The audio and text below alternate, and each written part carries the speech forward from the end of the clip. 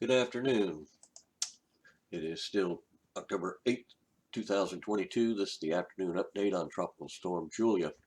Julia is fastly approaching the island of San Andre.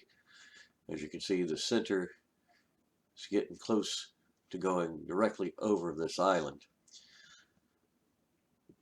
Julia is almost a hurricane and has winds of 70 miles per hour currently. It is still expected to be just off the coast of Nicaragua at 2 a.m. on the 9th, in close proximity to